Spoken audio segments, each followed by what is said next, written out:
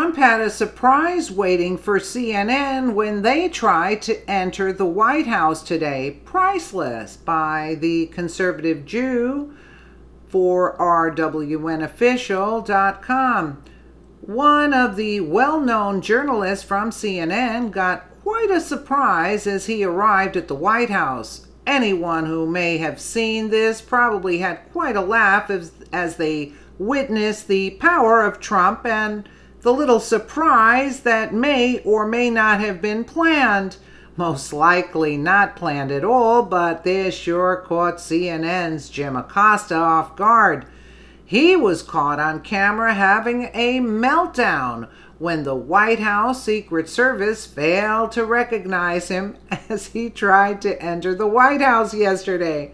Michael J. Morrison, who posted the video, confirmed that Acosta was having a meltdown when the Secret Service stopped him after he had walked from the South Lawn into the White House without wearing his credentials around his neck. Sadly, Morrison said that by the time he was able to get his camera out and start recording, that Acosta was already cooling off. Clearly defeated as Acosta left, he said, "I have been here 5 years and no one said anything to me before." I think it was planned. Video CNN's Jim Acosta having a meltdown at Secret Service for not recognizing him despite the fact that he's been there for 5 years. We captured it, part of it on video. Part of it is not good enough. Let's do the full one. The White House must have it.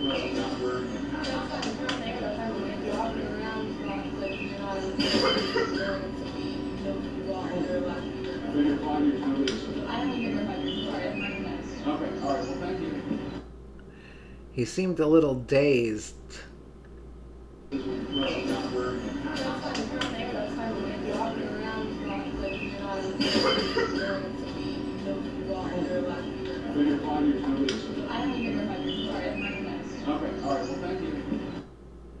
Well, I could just imagine that. As reported on National Review, Acosta has a history of odd behavior. Jim Acosta, CNN's White House correspondent, has been having a public meltdown regarding the president's treatment of the media, and the Washington Post has noticed. That's funny. The Post media reporter Paul Farhi launched an inquiry into Acosta's grandstanding in a piece in Sunday Style section. Acosta's remarks aren't just blunt, they're unusual. Reporters are supposed to report, not opine, wrote Farhi. Yet Acosta's disdain has flowed openly, raising a question about how far a reporter, supposedly a neutral arbiter of facts, not a commenter on them, can and should go. There's no stopping Jim Acosta.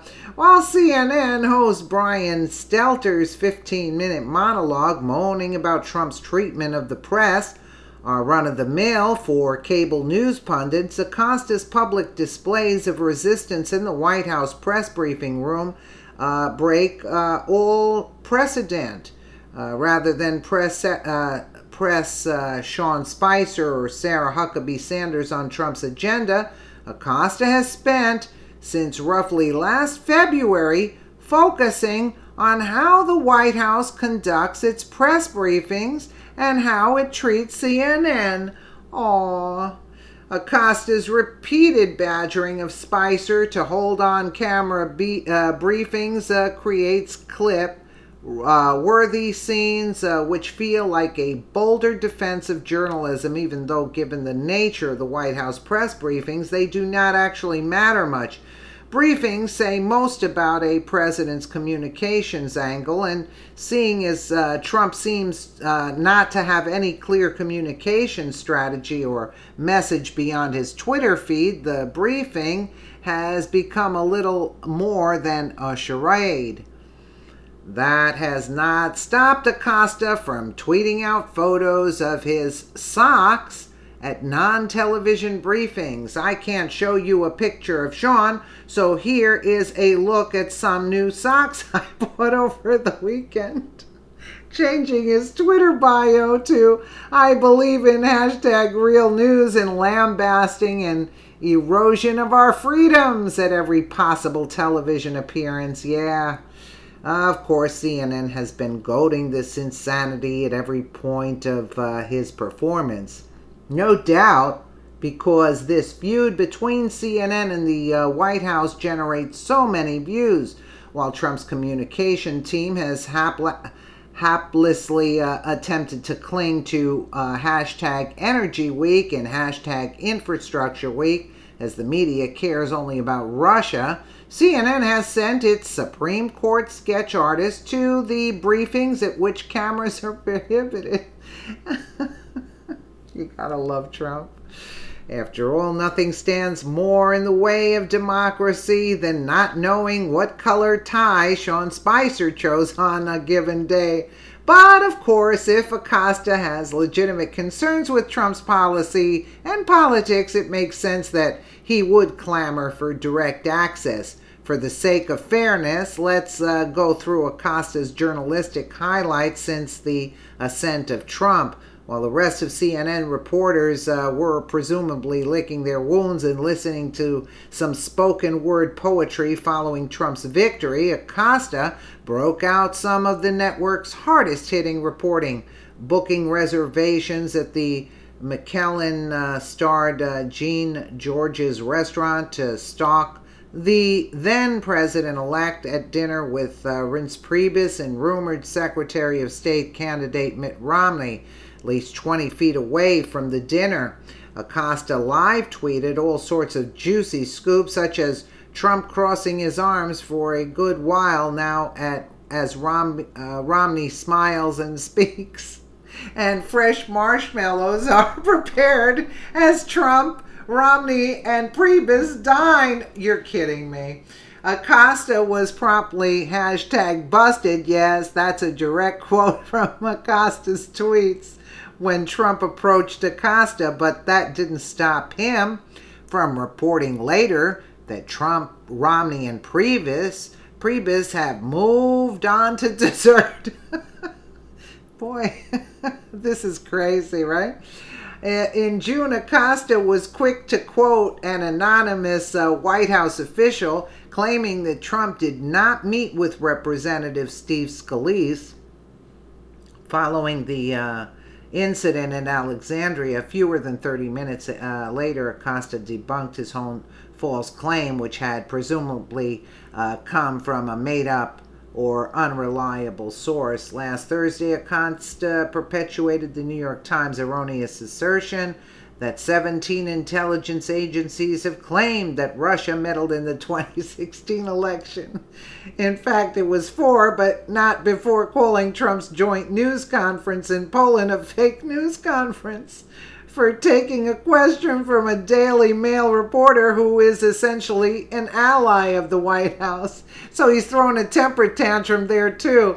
Well, never mind that, sorry about that. Never mind that Trump also called on MSNBC's Hallie Jackson at the conference. Jackson called on Trump to formally acknowledged that Russia interfered in the election. Trump said that it might be Russia and then deflected to but Obama and a strange aside about Iraq's non-existent weapons of mass destruction. Perhaps Acosta's complaints would be more valid if he agitated for the rights of any other news organizations. Instead, he is complaining. His complaining revolves solely around Trump and CNN, obsessing over this relationship rather than what the government is actually doing. Furthermore, Trump's antipathy to the media is not exactly unprecedented. Throughout his presidency, Obama openly and repeatedly derided Fox News' destructive viewpoint. Less than a year into his presidency, Obama's communications director, Anita Dunn told the New York Times, we're going to treat them the way we would treat an opponent. Attacking the news media is a time-honored White House tactic, but to an unusual degree, the Obama administration has narrowed its sights to one specific organization, the Fox News channel, calling it, in essence, part of the political opposition, wrote the Times. But shots are still being fired, which animates the idea that both sides see benefits in the feud. Well, I just get a kick out of Jim Acosta tweeting about what dessert is coming. I mean, what? Unbelievable. And throwing his little tantrum. I mean, really?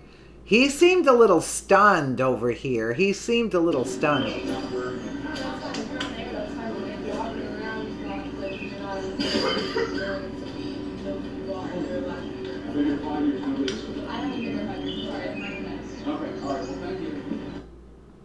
Unbelievable. Let me know what you guys think in the comments below. And again, thank you so much for watching.